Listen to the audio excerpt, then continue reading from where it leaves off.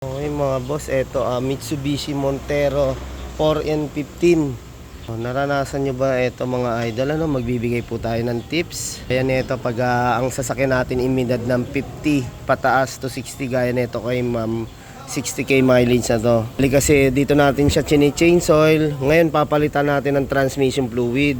Nung tinanggal natin yung cover, tinanggal natin yung cover. Kita natin mga boss. Ayan, nakita natin maraming leak mga idol yan Hanggang dito mga boss, umaagos no.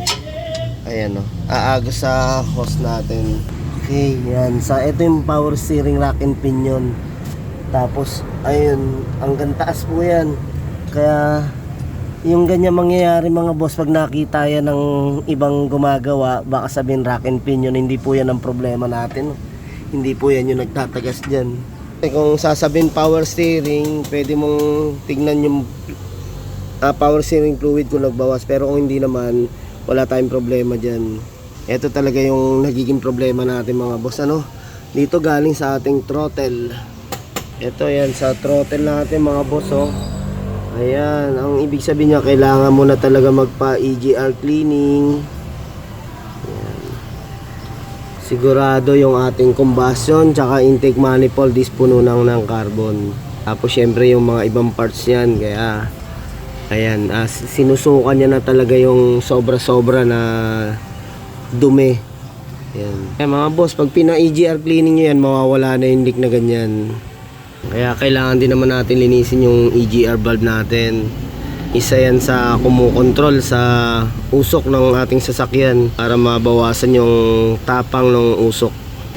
Ayan, kasi medyo masama sa pag nalalanghap natin yung usok na yan. Ayan, basta mga ganun mga idol gaya nung nilinisan natin nakaraan, 30k mileage pa lang kay idol.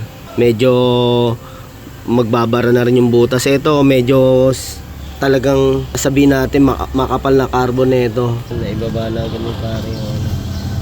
Yan mga boss daming tagas.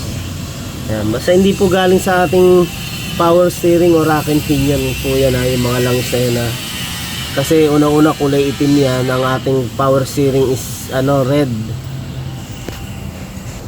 Ayan. Galing sa taas yan.